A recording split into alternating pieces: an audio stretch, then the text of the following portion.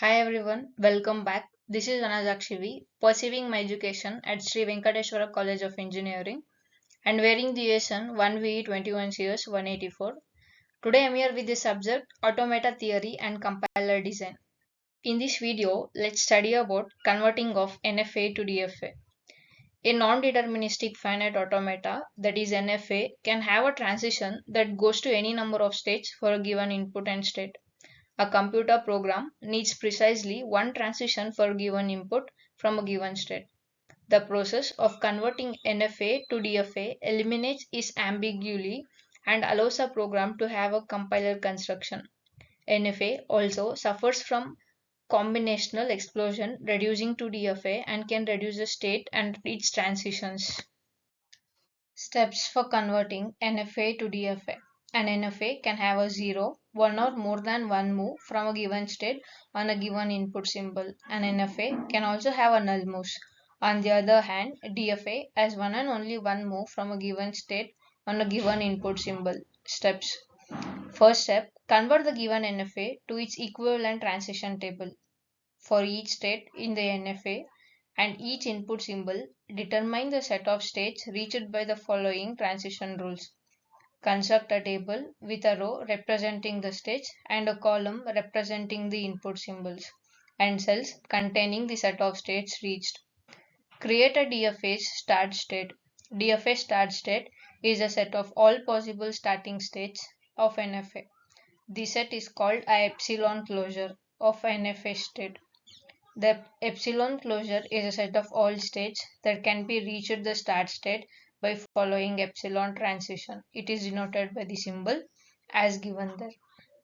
Step 3. Create the DFA transition table.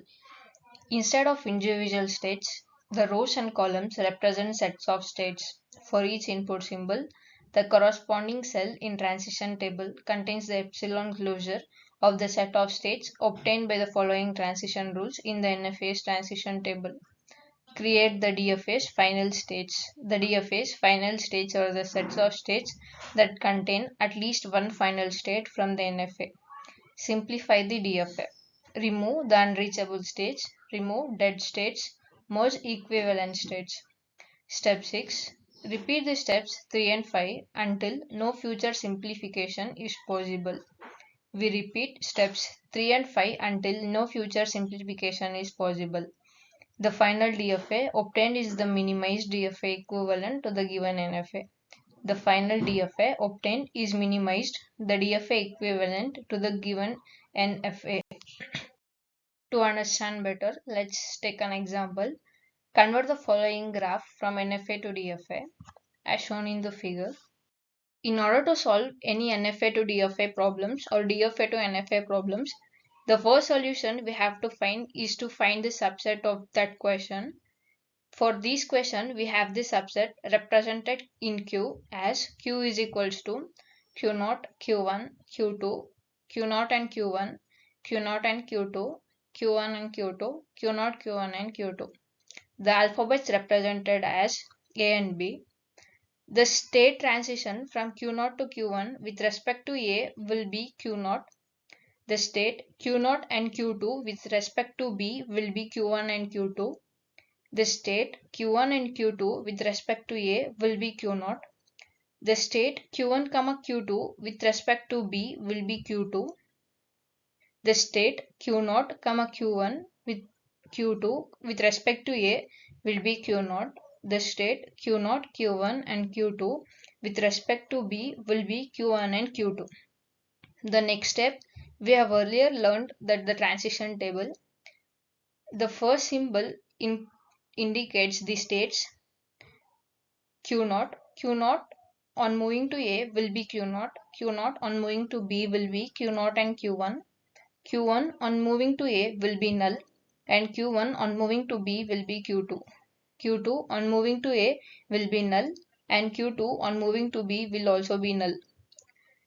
Q0 and Q1 on moving to A will be Q0. Q0 and Q1 on moving to B will be Q1 and Q2. Q0 on moving to Q2 will be Q0.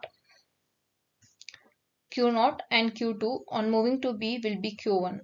Q1 and Q2 moving to A will be null. Q0 and Q2 moving to B will be Q2. State Q0, Q1 and Q2 moving to A will be Q0. State Q0, Q1 and Q2 moving to B will be. This is the final diagram of the question. Here we get the two final states. One is Q2 and another one final state is Q0, Q1 and Q2. Q0 will have the self loop of A. By this I end up today's topic. Thank you. Have a good day.